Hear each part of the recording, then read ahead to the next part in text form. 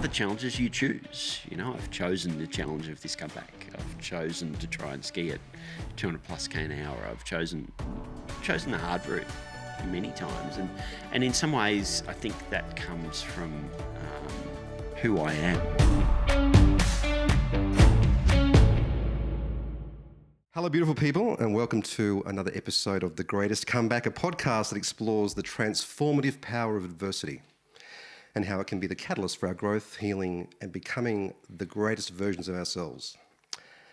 I'm excited about today's guest. Back in October of last year, with the podcast barely 3 or 4 months old, I saw a headline in the Sydney Morning Herald that caught my eye. The headline read, "Why the world's fastest one-legged skier is making a comeback." Now, I skim-read the article, I saved it, I thought, yeah, this guy could be a good guest for the podcast.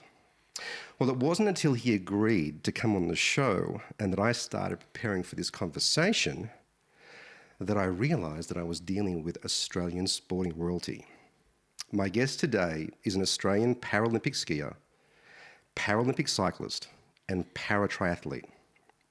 Now, it's important before we get into the conversation that you understand a little bit of what this individual has managed to accomplish.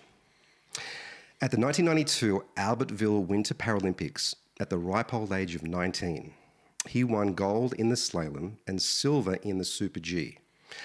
I don't even know what the Super G is. I'm sure he will tell me. Becoming the first Australian to ever win a gold medal at a Winter Olympics or a Paralympics, a feat for which he was awarded the Order of Australia. For those of my wonderful listeners that aren't Australian, the Order of Australia is an honour that recognises Australian citizens for outstanding achievement or service. He would go on to represent Australia as a skier at 5 Winter Paralympics and 1 Summer Paralympics, that was Beijing in 2008, as a cyclist. Along the way, my guest has collected 11 Olympic medals, including 6 gold, 3 silver and 2 bronze, and I haven't even mentioned the Alpine Skiing World Championship career he had, over the span of which he won 6 gold, 4 silver and 1 bronze. Still not impressed? I'll keep going. In 2006, he broke the world record for the fastest speed by a one-legged skier.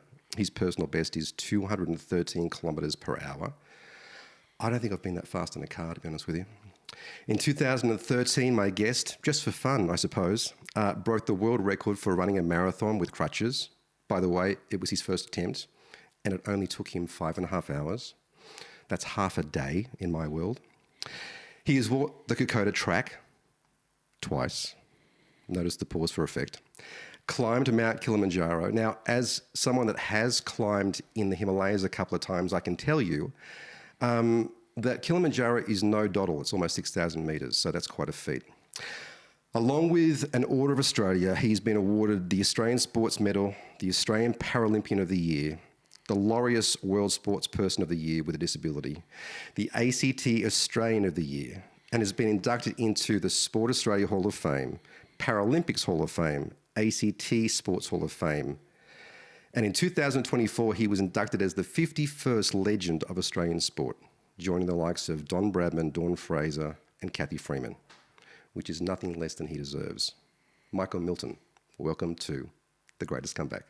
Thank you very much. Hello, everyone out there.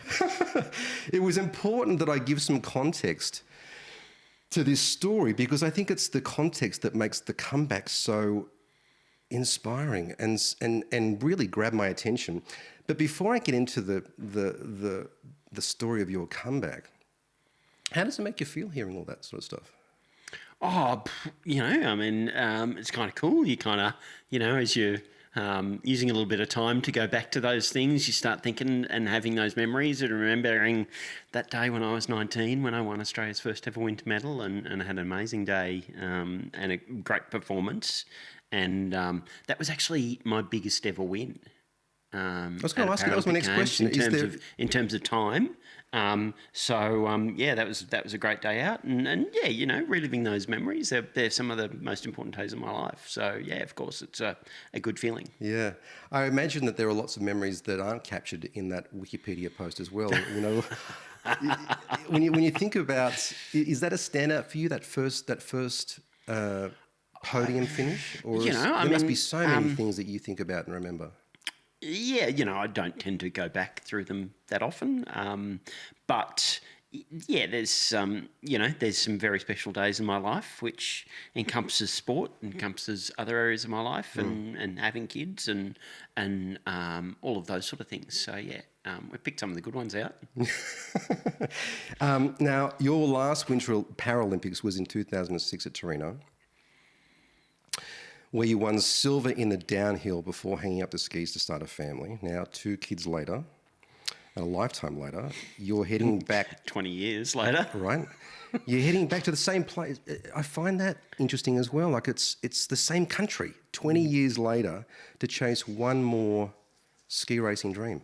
Yeah, we're other side of Italy, but back to Italy for another games, and certainly one that is going to be different to all my previous ones in terms of, rather than looking for elite performance at a medal level, I'm kind of looking at maximising my performance and what I can do in terms of one, qualifying, and then two, skiing as fast as I can at the games. Yeah, yeah. I guess the first question that I think of when I think about what it is you've done and how much you've accomplished is why? Why at 52 or 53, why put yourself through this again 20 years later? Well, you say put yourself through this, but it is what I consider to be fun. Okay. I love to ski, and that's a lifelong passion, and it's evolved through different areas from learning to ski and just wanting to ski more, and the best avenue for that was to getting into racing, and then being competitive and wanting to win medals, and perhaps losing some of the just raw joy of skiing in some ways through lots of training and lots of time on snow, and the competitive side became really important. And then I retired and shared the sport with my kids and taught them to ski. And then I evolved into, doing some more backcountry skiing outside the resort, and the raw beauty of quiet mountains and those sorts of things. So that passion is continuous, and in some ways it's kind of gone full circle as I got back into some on snow training last year in the winter in Australia, and there's that continued passion to have fun skiing, and in some ways this is a bit like it was at the very start. Going to the Paralympics is an opportunity to ski more. And that's a good thing from my point of view, but there's lots of reasons you make these sort of decisions to go. One, I love to challenge myself. Can I qualify for the games at age 52? Can I still ski at that level? Obviously, there's a history there. Can I use this as a bit of an excuse to improve my health and fitness? After having cancer 3 times, and my last one 2 years ago with bowel cancer. Can I use this as a bit of a get fitter, maximise my health, maximise the enjoyment, my energy levels that I can squeeze out of life. Yeah. So that's one of the big ones coming in. Can I share it with my kids and my family?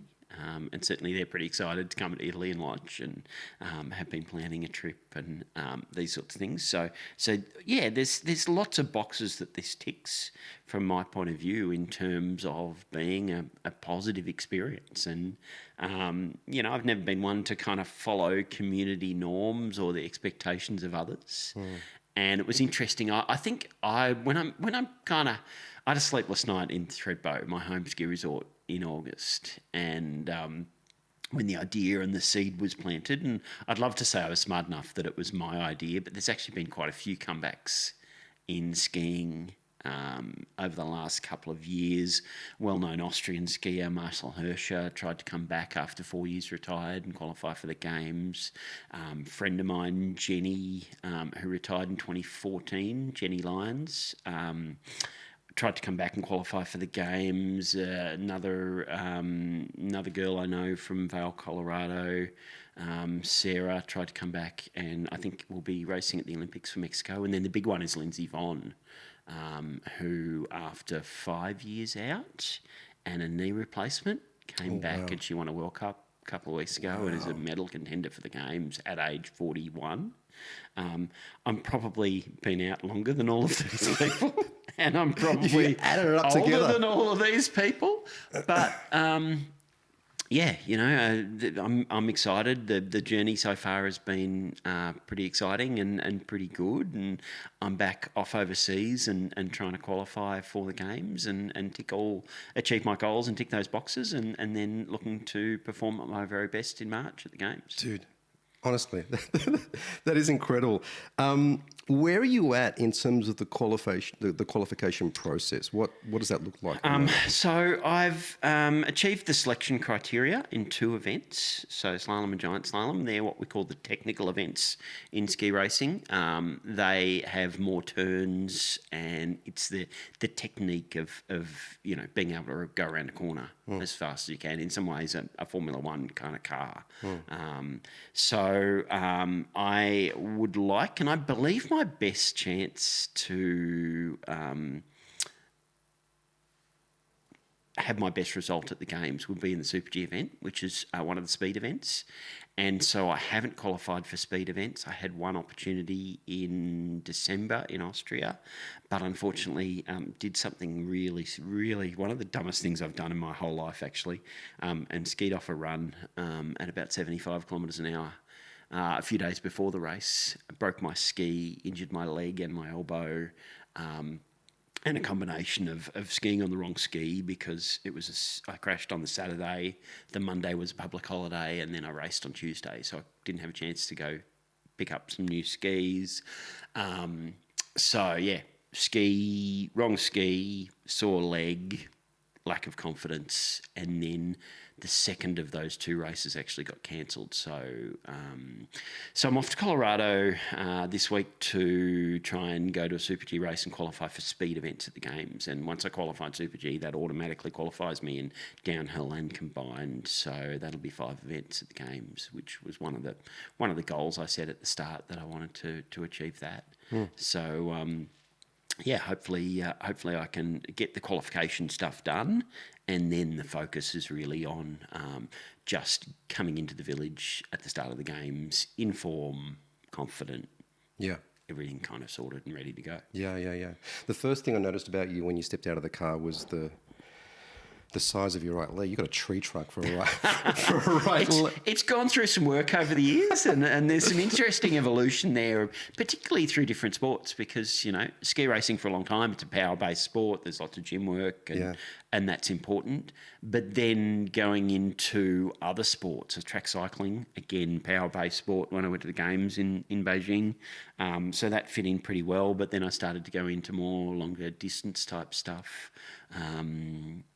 Charity bike rides, triathlons, et cetera, et cetera. So it's actually been pretty fun. And one of the good parts of this project for me was the involvement of my kids. So my son's 17, but he loves going to the gym. He's in the gym 5 days a week. So we go to the gym together, and we had a personal trainer. We kind of shared a bit and tried to teach him some better gym technique and things. So training with my son's been great. And then my daughter, I've kind of put her in as my social media manager. It's not my area, and she's a bit more into it. So being able to send her videos and edit them, and she's posting stuff, and we're working together a little bit. And developing that relationship from the typical parent-child relationship where the parent's obviously dominant, particularly going into a relationship more work-based and in an area where she probably knows a hell of a lot more than I do. So that's been a really cool part of the evolution, I guess, of having kids in their late teenage years, that it's a more level friendship-based relationship than typical Must be nice having them part of the journey with you too. Yeah. And, I've kind of, had to bribe them with a trip to Italy and to be involved and stuff. But it's been good. What are the numbers in terms of strength and power, and the sort of metrics that you would normally take notice of in preparation for qualification for a Paralympics? How do those numbers look and compare with the Michael Milton of 20 years ago at this point in time? It depends on which numbers you look at. If you look at the body weight in kilograms, that's up. Okay. And some of the strength numbers I'm putting out have been reasonable. I mean, it's been a really short lead up from in those terms. I woke up or had a sleepless night in August and went, I want to go to the games in March. And it wasn't like I haven't been skiing. I have a casual job in Thredbo and love to ski. And so, yeah, plenty of time on snow and doing some local village races and just bits and pieces playing around, not serious stuff. So, yeah, it wasn't really... And the focus in August, because I'd actually fractured my femur preparing for a backcountry ski trip in Europe in March. So I really didn't do anything April, May, June, back on snow in July, and then August I kind of went, well, let's do this. So I came from a pretty low base in terms of physical condition.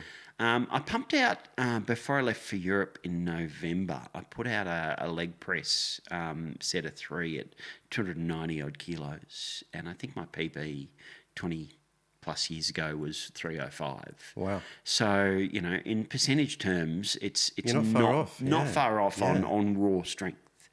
But, ski racing's a bit more than that. It's muscle. There's power and stuff, but it's endurance. That leg burn you get after you've been skiing for a minute and a half at intensity. So I think those numbers, if we started to try and measure them, would be a bit bigger drop than just the raw strength that I was able to put out leg-wise. Yeah. And then that strength is also mitigated by a bit of extra body weight as well, because obviously, when you're pulling G-forces around a turn at 100 plus K an hour, the body weight's an important part of it as well. Yeah, I can imagine. How's the body holding up? I mean, clearly you said that you came off a pretty low base when you made the decision to do this. How have you been able to maintain the body over this period? Everything's been pretty good so far. Like, I came into it with some good things. I'm 52 years old, but my knee's in good shape, and potentially even better than it was when I was in my mid-30s and I retired from skiing, because it was pretty bad then, and I was popping too many anti-inflammatories and really, scraping through. But I've maintained my activity levels and strength, done less skiing than obviously when I was full-time, and some cycling. So it's strong and it feels good. My knee's great. My back's good. Another important kind of component. I'm not... there's no niggles or anything there. Probably the only thing physically that's gone wrong was the effects of that crash, which I'm still kind of going through a little bit. A bit of a hip problem at the moment that we're going to be managing right through to the games. But I'm pretty confident that physically I think I'm okay, assuming I don't do anything really stupid again. Yeah. Your wife Penny has been very important in terms of supporting you through this whole journey of as an athlete. When you woke up having had that dream or a sleepless night in August, and you tapped her on the shoulder that morning and said, "No, it wasn't that morning." I had to psych up for a couple of days to have that conversation. How did she respond when you mentioned it to her? Probably a better question for her, but from what I saw, one, she thought I was joking to start with, and I bring this comeback up to some of my friends, and they're like, "Is there a masters category at the Paralympics?" And the answer is, of course, no. So I brought it up with her, and she's like laughing, and I'm like, I'm actually kind of, been thinking about it a lot, and pretty, I've written some notes and read the selection documentation, and understanding what level I need to be at, and she was like, oh, okay, well, let's sit down and at dinner with the kids and have a chat with everybody, and you mention it to your kids, and they're teenagers, they kind of understand some of it, but at the same time they focus on the positives, which is fantastic, and they're like, yeah, let's do it. That sounds really cool. We can go to Italy, and but obviously Penny looked at it a little bit deeper and went, what are the impacts to the family? if you do this, you're going to be away for most of the summer.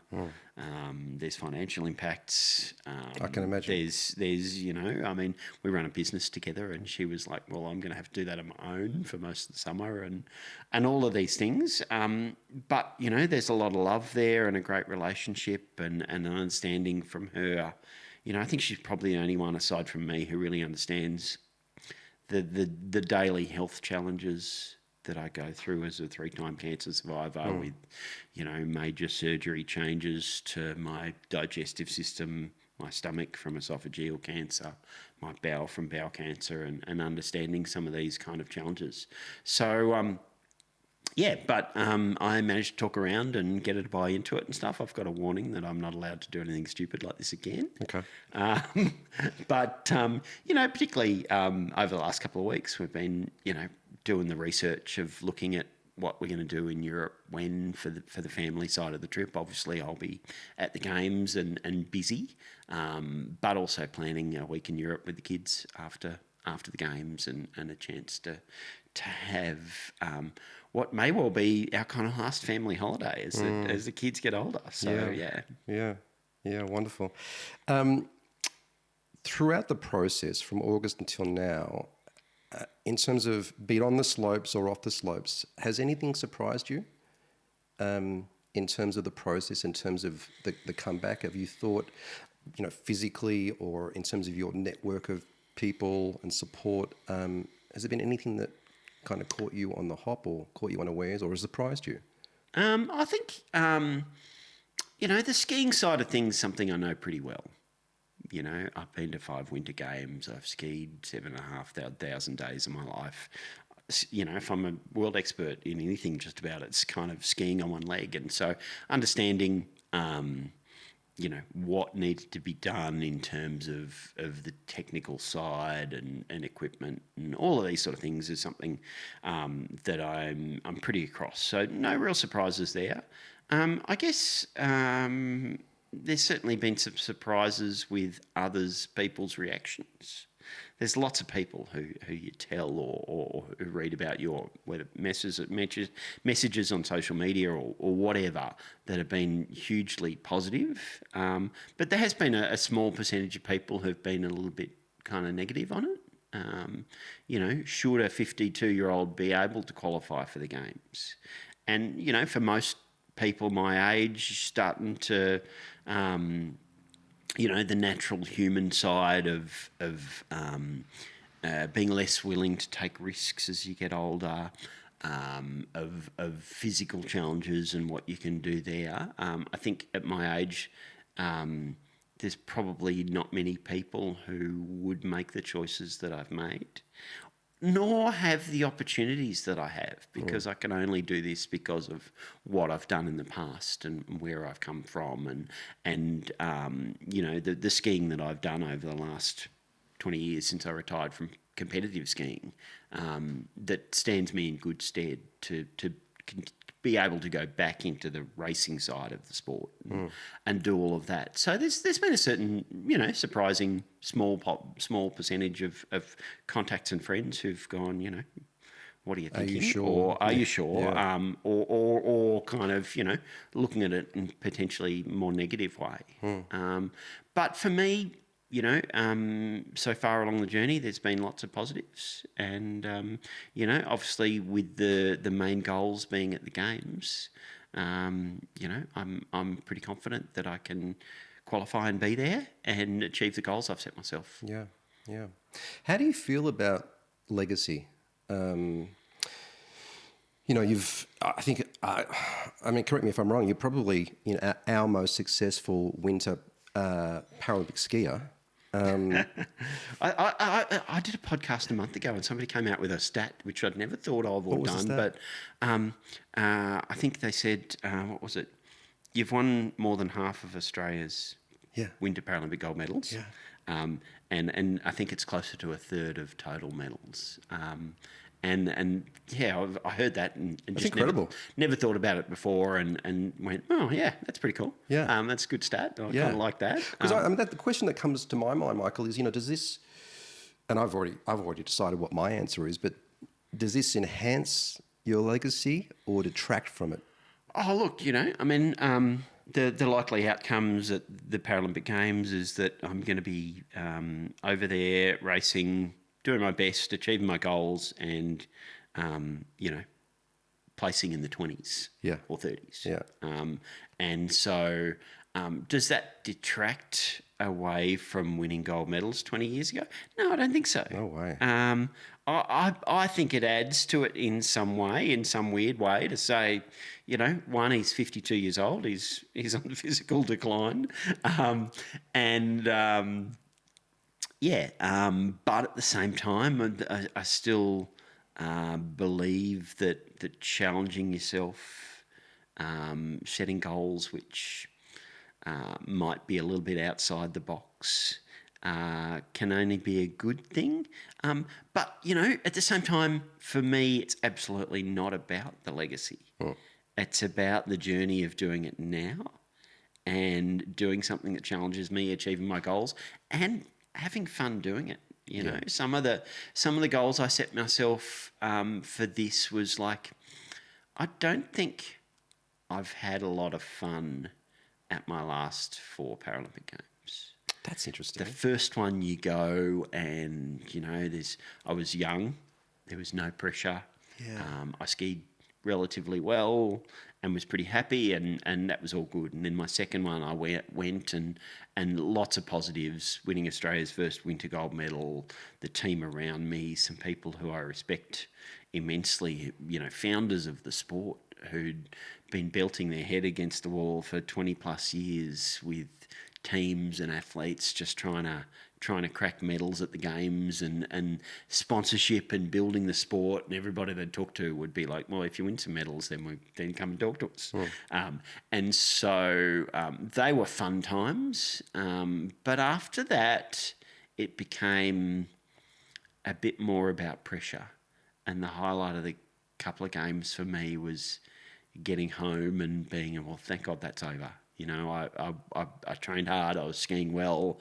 I went to the games. I performed well, but the pressure and the expectations, mostly from within yourself rather than other people around you. But it wasn't fun in some ways for a while there.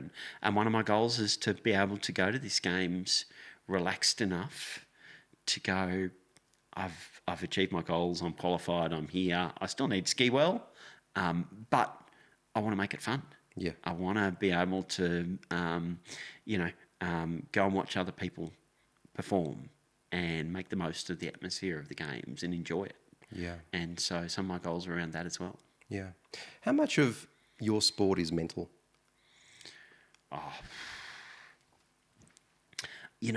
I kind of don't go, my sport is 80% mental or anything, because you need to be successful, you need to be good, and you need to cover off every kind of category. If you start thinking about sport, there's the physical side, there's the technical side, there's the equipment side, there's the mental side, and you kind of, it's not how much is mental, it's how can I maximise each one of these kind of categories. How can I be stronger physically? How can I have my equipment prepared right and be there ready on the day to go? How can I be mentally strong?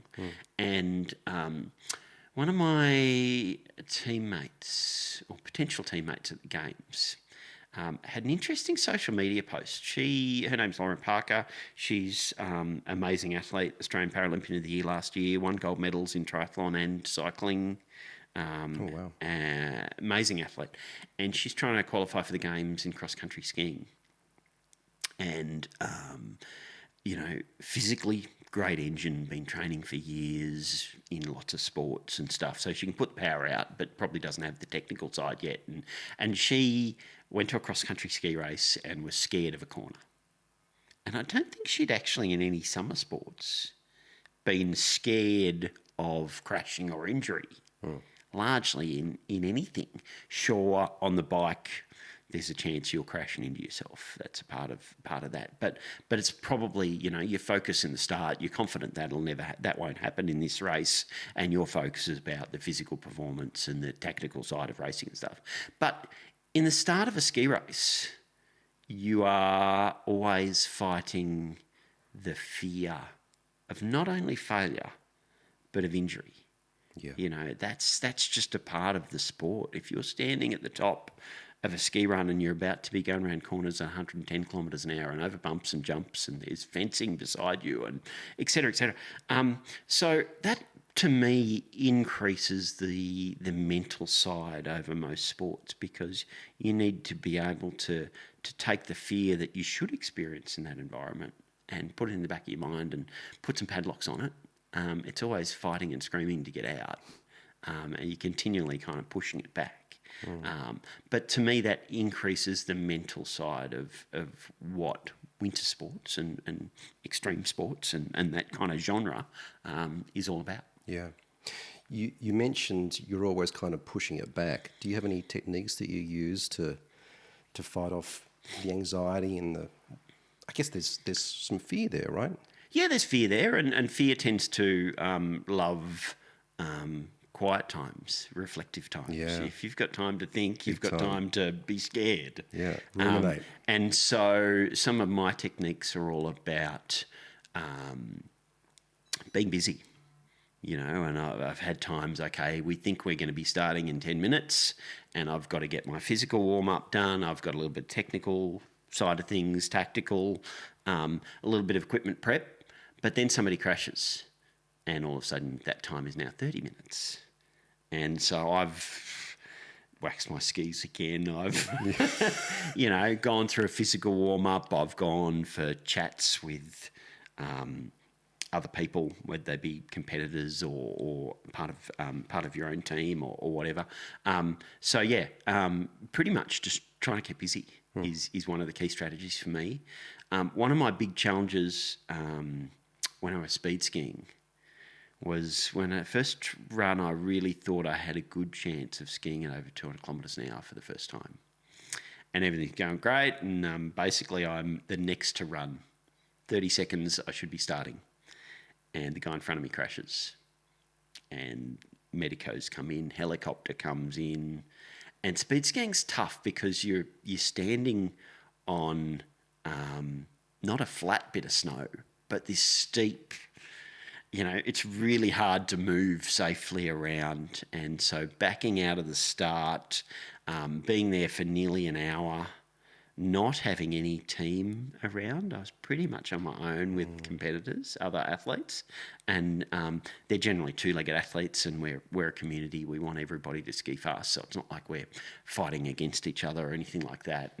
And even the conversations I had on two-way radio that I had with Penny, who's down the bottom, trying to keep busy, waxing my skis again, putting clothes on, taking clothes off, just doing whatever I can to keep busy. But I guess when we come to the mental side of things, I'm at 52, very experienced, pretty confident that I can deal with any of these kind of situations, and I've been through, 99% of them many times already. So, I think, when it comes to what, in general, my strengths will be at the Games in March, the mental side of things is something that I'm not too stressed about.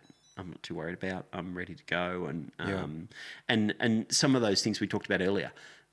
As you get older, the natural increase in being risk averse or scared or those sort of things are certainly bringing up challenges in a new way that maybe I didn't experience earlier in my career.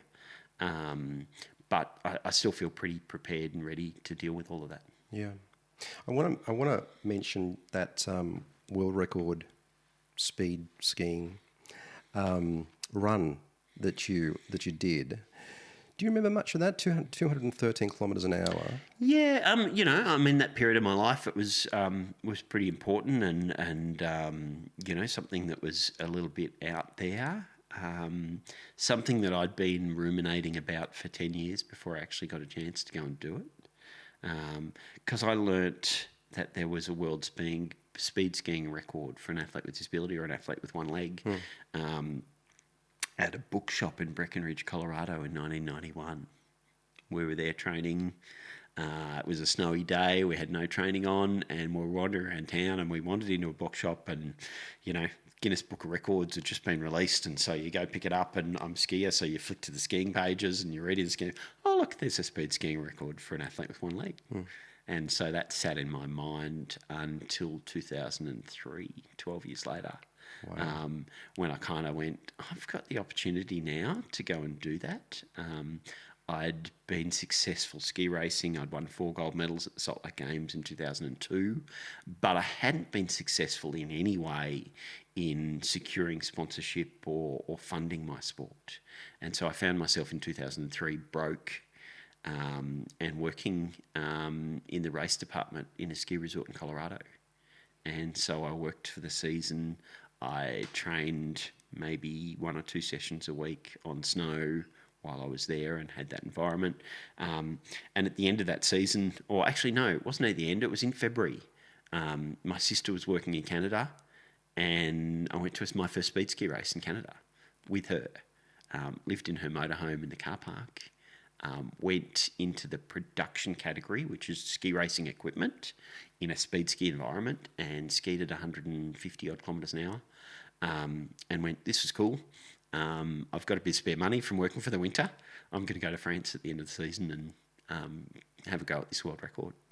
And so, yeah, it was, one of the things I didn't really appreciate or understand at the time, because I'd been very passionate about ski racing and putting a lot of time and energy into it, was the way that speed skiing would capture other people's imagination. Because that lack of success in terms of sponsorship and the commercial side of making things work as an athlete in a unusual sport that doesn't have a lot of corporate or anything, particularly even Paralympics, back in that era, 20 plus years ago. But when I went speed skiing and I skied at 186 kilometres an hour my first year, the way that would capture other people's imagination. Yeah. And in many ways that really unlocked the corporate side of things. And, my home ski resort of Thredbo came on board as a cash sponsor.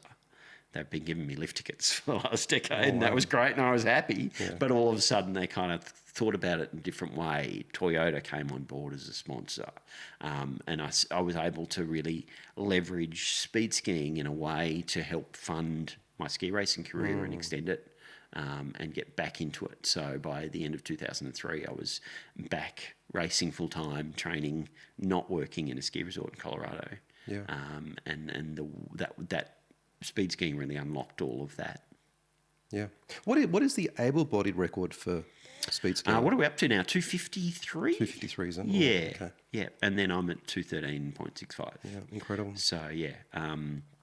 Speed skiing, it's an interesting sport. It's an interesting community, interesting people who want to do it, because it's largely very unregulated. There's no national teams. There's no support or anything. It's people who have a bunch of wild people that want to speed. Let's go test our limits. And that suits me to the ground. Yeah. And there's everybody's kind of at the crazy end of the spectrum. There's not a lot of sane people there.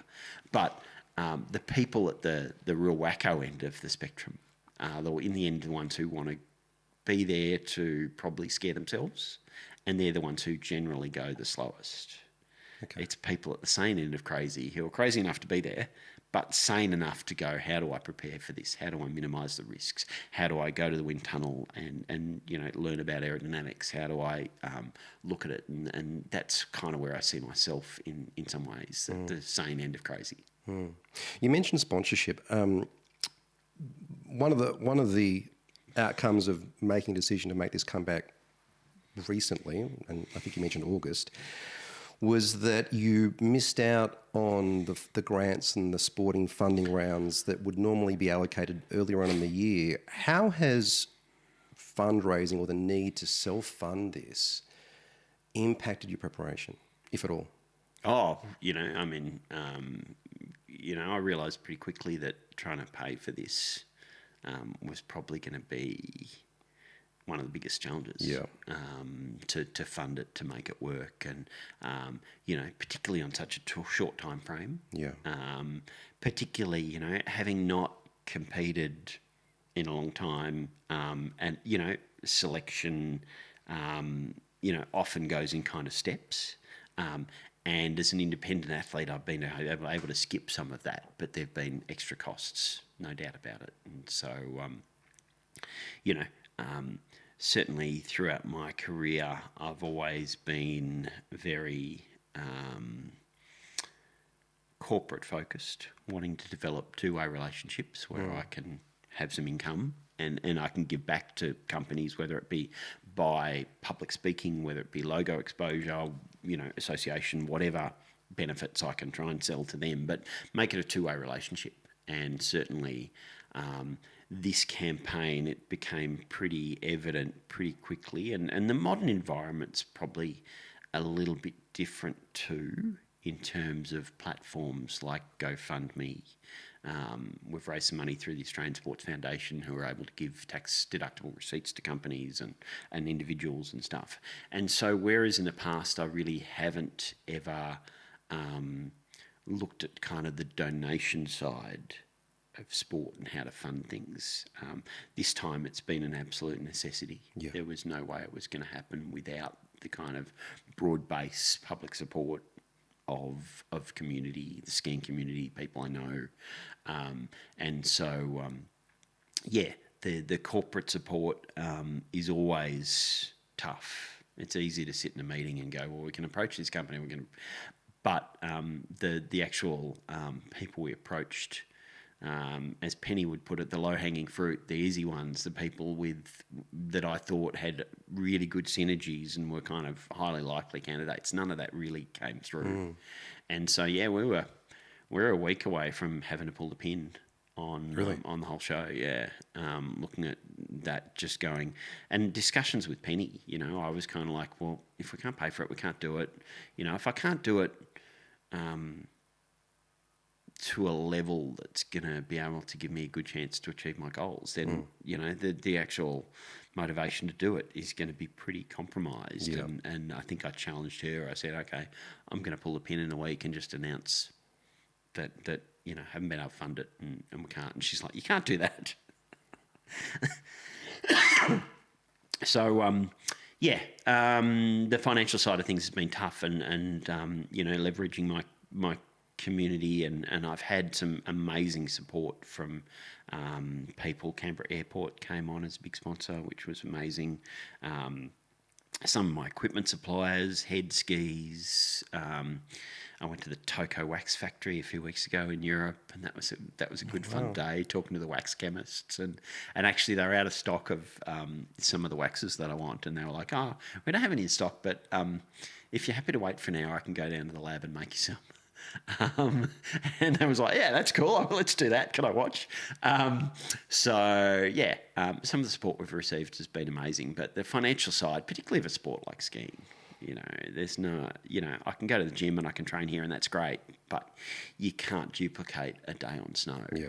And a day on snow is in Europe or North America in tourist places that, there's no cheap accommodation going and so we've tried to do it on the cheap. We've tried to cut corners where we can, and we've had some amazing support from people. So that side of things kind of continues to happen in terms of decisions that I make now. It was only a week ago that I went, I'd really love to be, I really want to continue to qualify for these speed events, and I've got two chances, one in Colorado in January, one in Austria in February. So how can we fund this? How can we make this work? And, that continues. Now, you're no stranger to adversity. You're a 3-time cancer survivor. You lost your leg at age 9. You've survived bowel cancer and esophageal cancer. You broke your femur last year in a skiing fall. How has your relationship with struggle evolved over the years? I think, lots of people will say adversity's bad, adversity's tough. And adversity for me, is a bond relationship. I think I love a challenge. I think I love doing things a little bit tough sometimes. I think it can mould you, and in different ways, and challenge you and force you to reflect on yourself. And in many ways, some of the challenges in life choose you.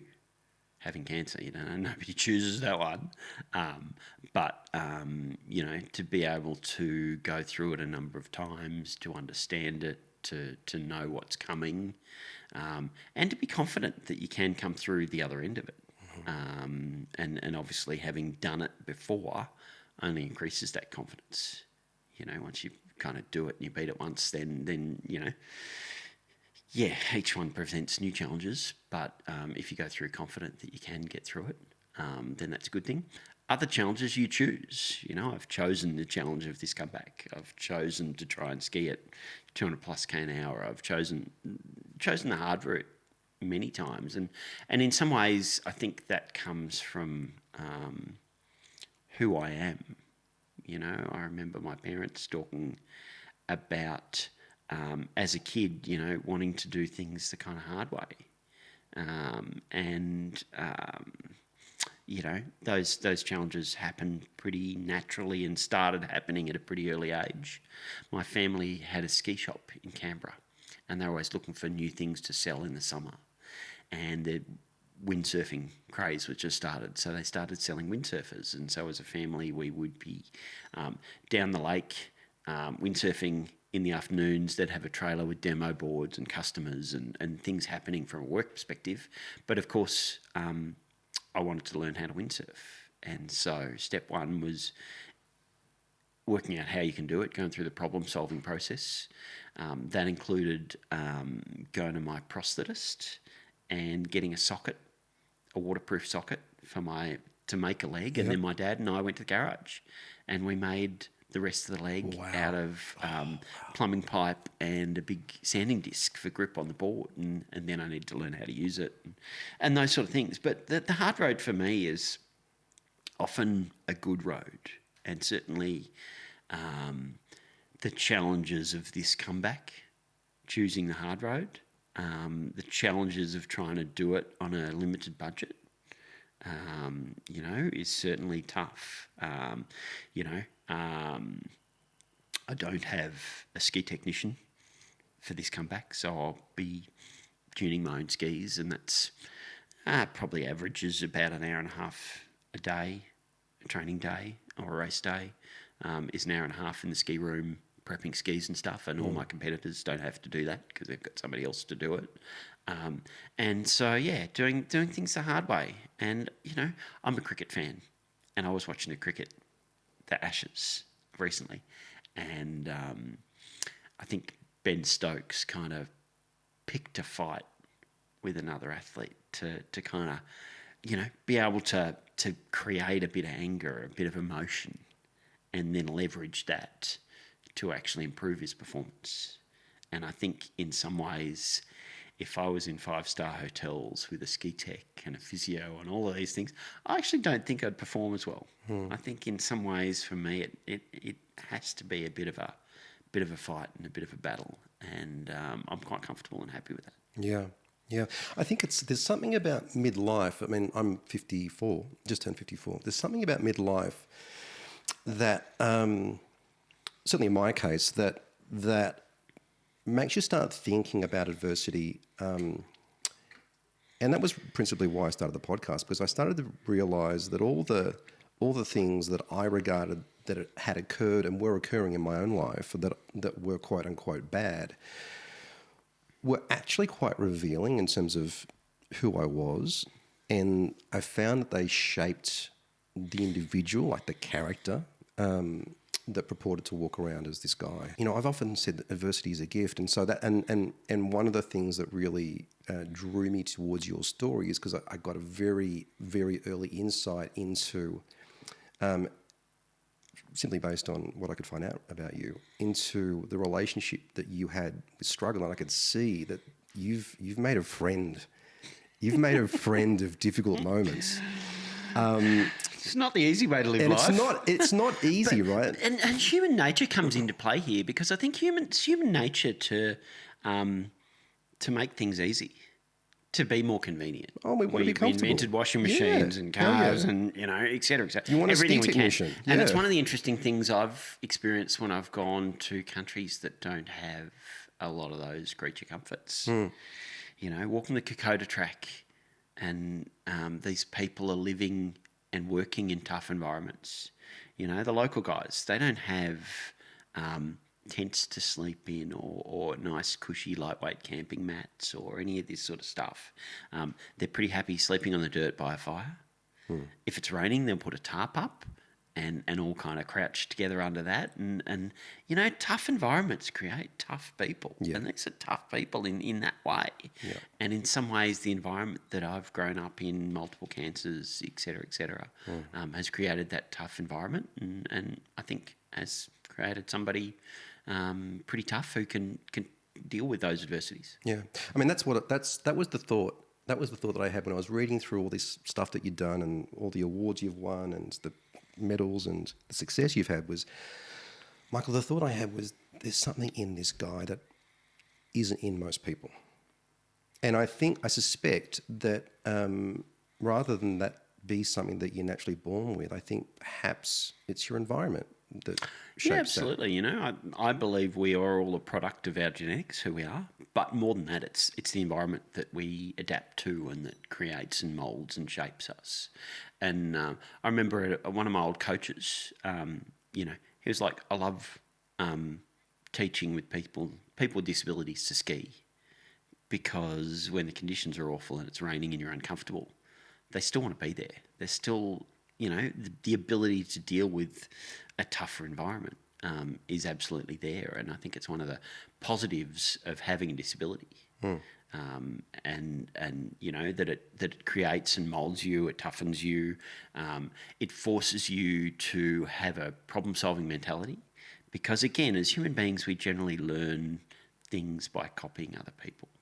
Certainly in a school environment, they want to demonstrate a maths program, or I went to university to be a primary school teacher. Phys Ed 101, they said if you want to teach a kid anything, first step of that is to demonstrate it so they can start that learning process. In some ways, that copying process. And by living with a different physical body, you need to find unique solutions to problems. How do I carry a pair of skis from my car to the bottom of the lift? How do I work out how to windsurf? How do I work out how to push a shopping trolley? Some of them are easy, some of them are harder. But that problem-solving mentality, I think, that comes from having a disability is a huge positive. And just like being able to be tough and deal with adversity, because it will come to all of us. And obviously, the ultimate adversity is probably the last moment of our lives, is, dealing with our own mortality. Being somebody who's tough, I'm not confident I'll deal with that moment any better than anybody else. But I think there's lots of positives to having things go wrong in life and choosing to have challenges and the positives that can come from those choices. Yeah. When you think about the success that you've had, how much would you put down to talent versus persistence? Oh, when I think about, and we go back, we talked earlier about the different areas of sport, equipment, physical, mental, tactical, technical. I think mentally I've always been pretty good. Certainly I've had times and seasons where I've been performing badly and getting beaten and then gone to a games or gone to a big event and I felt like I've done everything the same, but my competitors have felt slower when I look at results and stuff. And so I've always felt like I'm a big event performer and done well, and the mental side of sport is one of my strengths. The physical side, I don't think I'm particularly athletically talented when you look at, typical athletic talent measures, a standing jump and those sorts of things. I don't think there's anything particularly outstanding. I think I'm probably average or below average. I've always fought with my body in terms of managing my weight all through my youth and athletic career. I was always a little tubby.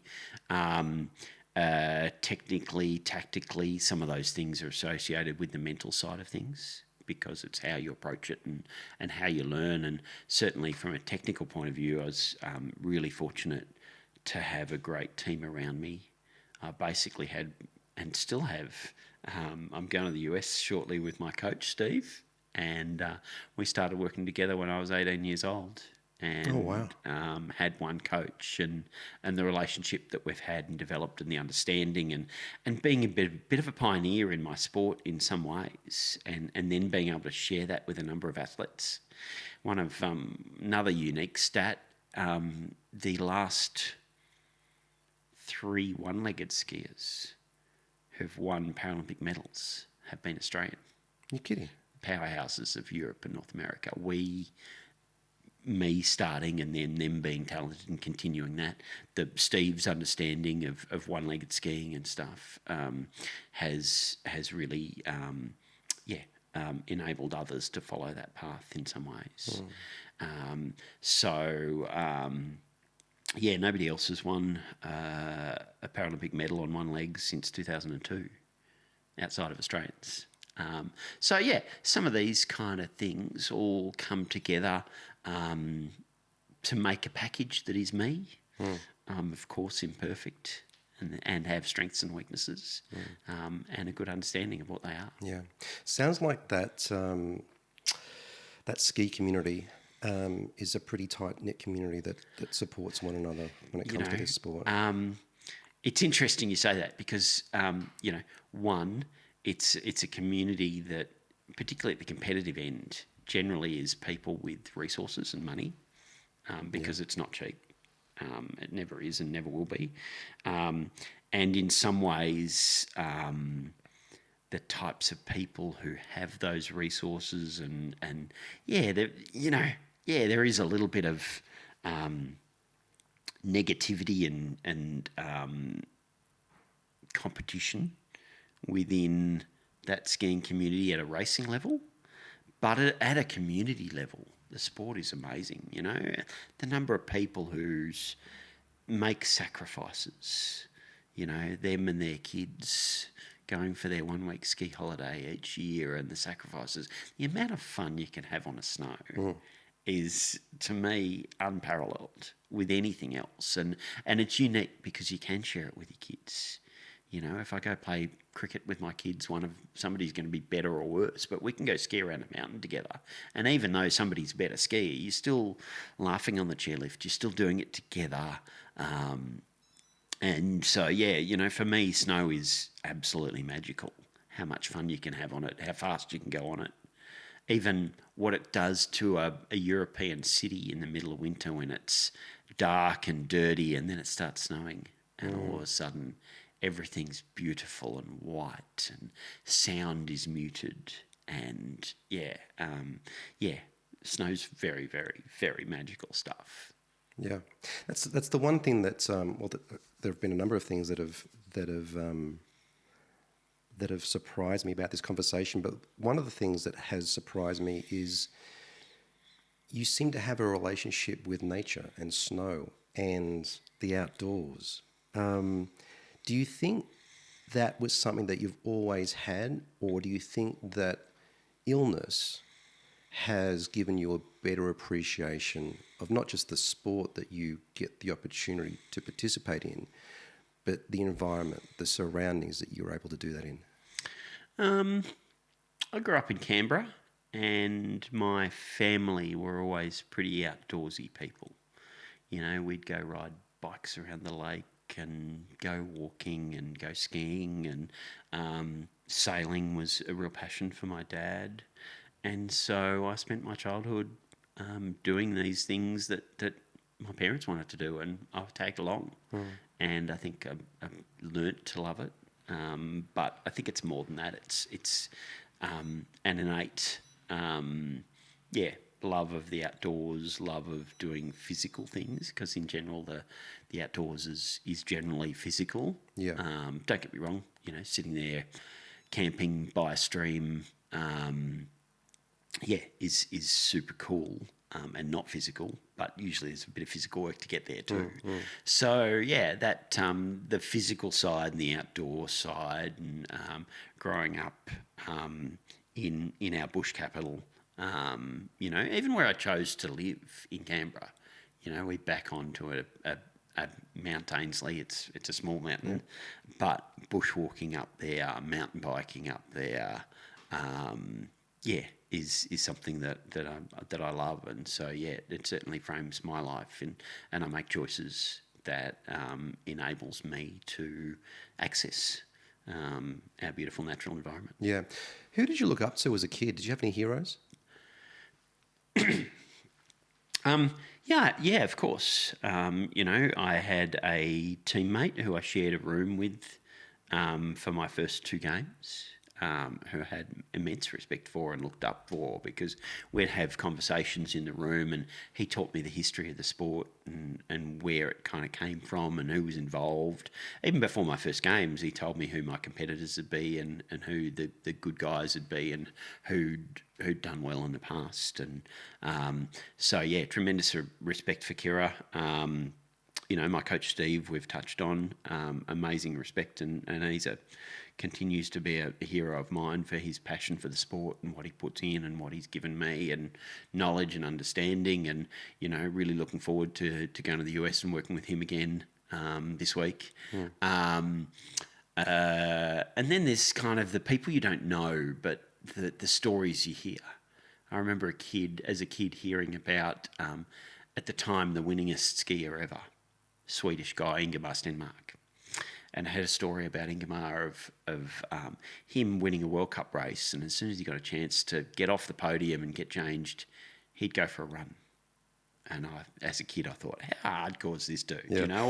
All he's thinking about is training and how to be strong and fit and ready for the next race. And then at some point during my career, I went, he didn't go for a run to be strong or fit. He went for a run because that was his place where he could reflect on the performance that he just had to win a race, World Cup race. So some of these stories and heroes and mentors and people I respect of course come together to partly shape who I am. When you and your family come back from Europe next year after the games, what has made that a wonderful trip?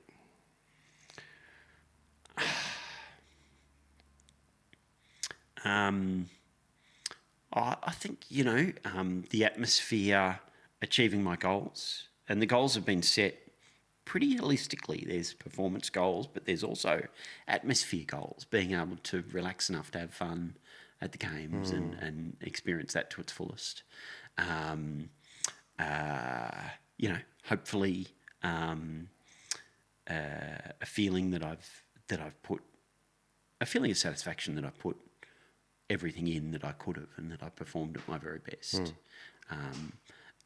And although I want to be relaxed, I kind of want to, in the past, sometimes I've skied fast by being intense and aggressive, and I want to kind of change that a little bit to ski fast by being relaxed and letting it flow.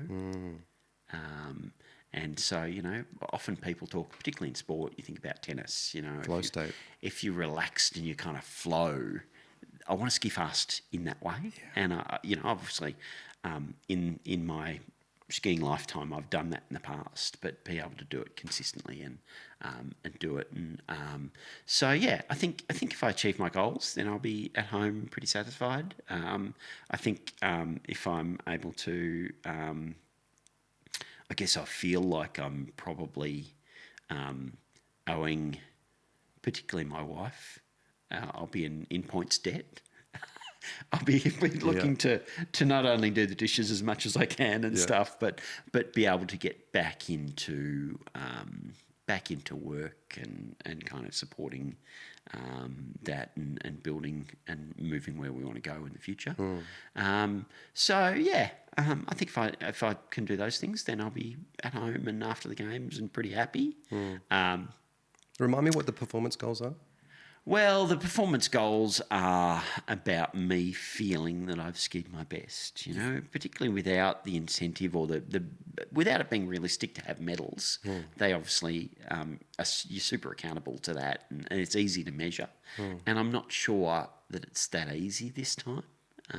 It's an internal. I did put a number on. I said I'd like to be top 20 in one event. And so I think that's realistic. The field will be about 50 odd at the games. And so, top 20's generally the good skiers, kind of. And nothing's really changed that in my experiences racing World Cup and getting back into things. There's no deal breakers to that yet, which is a good thing. Yeah. We're towards the back end of the conversation. I want to close out with a couple of questions. I've got a couple more, Michael. I want to read you a quote from the article that I read in the Sydney Morning Herald about your comeback. Is it my quote? Your quote. Awesome. I believe that the fourth round of cancer for me is more of a when, not if. It makes you want to squeeze the marrow out of life. It makes you want to use the time you've got to the fullest. When I look at the litany of stuff you've done, and even feeling your energy in this conversation, there seems to be an urgency to everything you do. Do you think the prospect of ill health has been the combustion engine that's behind that sense of urgency? When I look back at my career, I don't think so. I had cancer when I was 9 years of age, and my next bout happened at 35. Through Paralympic career, ski racing, getting into cycling and having my eyes towards the Beijing Games as a track cyclist. I got cancer before the games, but I was kind of on the pathway to that anyway. So I think I would probably, when I look back, cancer probably didn't frame my life as much until after number 2. Right. But I think after each one, and we're after number 3 now, that certainly increases the urgency to things. Yeah. Each bout of cancer gives you a better understanding of your own mortality, and a reinforcement that for whatever reason I'm susceptible to cancer. I've done the studies looking at genetics and the whys, because it's pretty naturally answer that question. And the best answer is that the high dose chemo I had as a kid, because it was really in an era when it was not about how much chemo will stop the cancer spreading. It was more how much chemo can this body tolerate to really, it was a scattergun approach. The harder they went. So that high-dose chemo probably changed things and started cancer number 2 and cancer number 3, et cetera, et cetera. So that's probably the cause of the issue. My own mortality is something I consider more each time I have cancer, and I'm sure that will continue, likely through cancer number 4 and 5, and when it is, whichever one that I don't make it through. But, right now I'm relatively fit, relatively healthy, kind of sometimes. I have the ability to go and achieve my goals and go and do this and make it fun and have a challenge Yeah. I have, from a young age, I've always had a fascination with death and my own mortality. Principally because no one wants to talk about it. Yeah, it's one of these subjects that you bring it up and people grab their phone or they don't want to engage. And even when I ask guests about their relationship with their own mortality, I can even feel there's like a contraction within me, because I'm thinking, do I want to take the conversation down this path? But I feel obliged to, because it's such an important part of the journey that we all experience. What is your relationship with mortality, and Oh, look, what do you think happens when the lights go out? tough question, and for me, probably not tough in terms of uncomfortable to talk about or anything, but just tough to think about. And, you know, I've got to admit, I'm scared of dying. I don't want to die. But obviously, you know, I'm old enough to know that it's coming, and at some stage, you know, I remember saying after cancer, or when I got diagnosed with cancer number 2, I was 35 at the time. I said, if I could, I would take 40. If I could live till I was 40, I'd take that, right? Yeah. And obviously they're some of the pretty dark thoughts you go through when you get diagnosed with a life-threatening illness. Obviously, you know, blew through 40, wouldn't want to take that anymore. Yeah. You know, what would I take now? I would definitely take 60. If I could be, you know, cancer-free for the next 7 years, I'd absolutely take that, and knowing that the next one would actually be the last one. I don't think I have a friendly relationship with death, but you know, I've been close enough to it enough times to go, you know, to be realistic about it. Yeah. Yeah. What do you think happens when the lights go off? The lights go off. I am no more. Yeah. You know, I'm definitely not religious, and you know, I think there's an innate human need to believe that there is something after death. But yeah, for me, it'll be you know, my influence on my family, my kids, maybe other people in some ways from what I've been able to do. But to me, that's not a reason to go and do stuff. I'm not doing anything for my legacy or for my effect on others. I do things because they're fun for me, and I'm a little bit selfish in that way. Don't get me wrong. If that what I do has an ability to inspire others to look at life in a different way, then that's an absolutely huge bonus. You know, you know, I think back through my life, I remember I was at a corporate speaking gig, and I had a bike sponsor at the time, and I invited him along to listen to me speak, and he actually brought his daughter. And I found out about a year afterwards, after that presentation, she kind of changed her goals from wanting to be a nurse to wanting to be a doctor. And she's a doctor now, and I influenced her life in a positive way, and that's great. I love that. But what drives me to do things is generally pretty selfish. Yeah. Michael, how do people help you? How do people support you? You're a speaker, you're a business owner. How do people jump on board? We haven't talked about my business. Can we put a plug in here? Can we talk about, because who doesn't love Harry Potter? Can we talk about your business for a second? My wife and I have a retail business. We're called Quizzic Alley. We specialised in licensed Harry Potter products and wizarding themed events.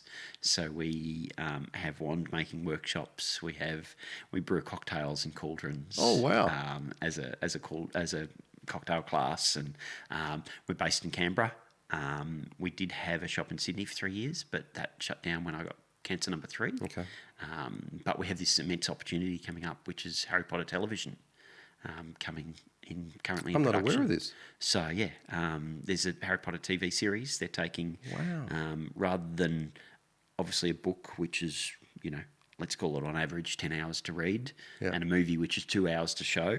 TV series kind of offers that longer format opportunity, so they're transferring the books into a television series, which is, from a business perspective, a very exciting opportunity.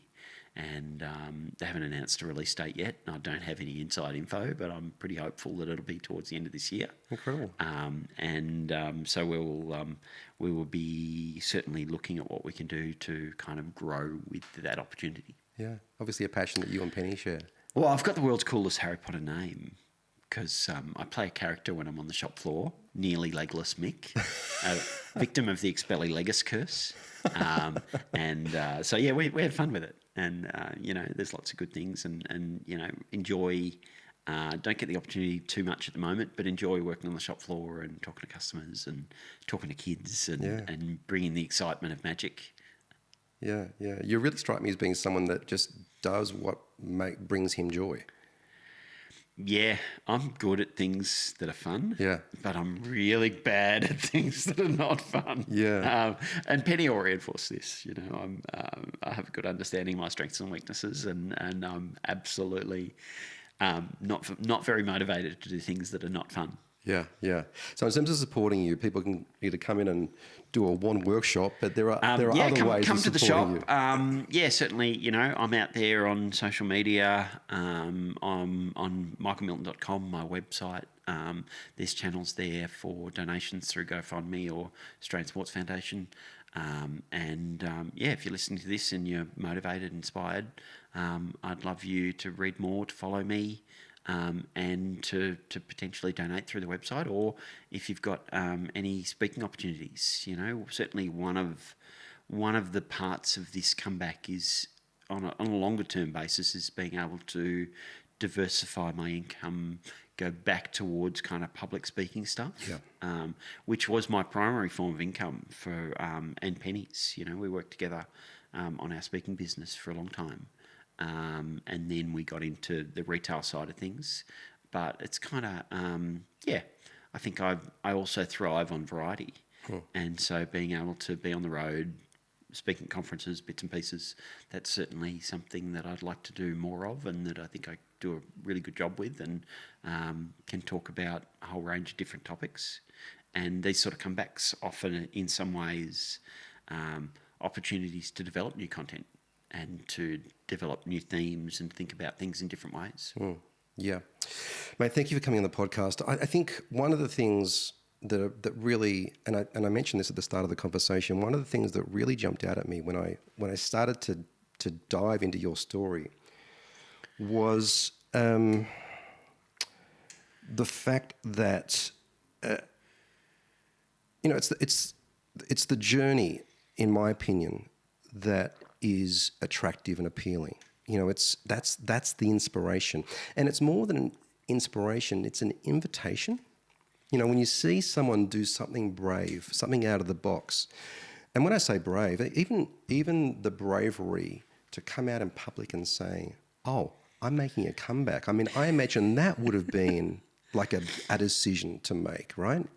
To be visible. Yeah, you know, again, obviously looking at it as a package, trying to make an impact with a bit of media and generate some conversations and stuff is key to bringing the financial side of things in and getting the network out and sponsorship and support. You want to make the most of those kind of opportunities when you announce. And I was hopeful at the time that I delayed that announcement by 3 weeks in the hope that I'd actually announce with some sponsors. Okay. Didn't quite happen that way, as usual, but putting yourself out there and doing things out of the ordinary certainly can be a risk. Yeah. Well, like I said, I think just the fact that you've done what you've done, you're doing what you're doing, I think is incredibly inspiring. I think it's an invitation for others to kind of look at, take stock in their own lives and think to themselves, how else can I evolve on this journey? So thank you for what is very inspiring. I wish you the best of luck. Thanks. In terms of the comeback. And I'll be following your journey very closely. Michael Milton, thanks for being on the Greatest Comeback podcast. Thank you very much. Thanks, mate.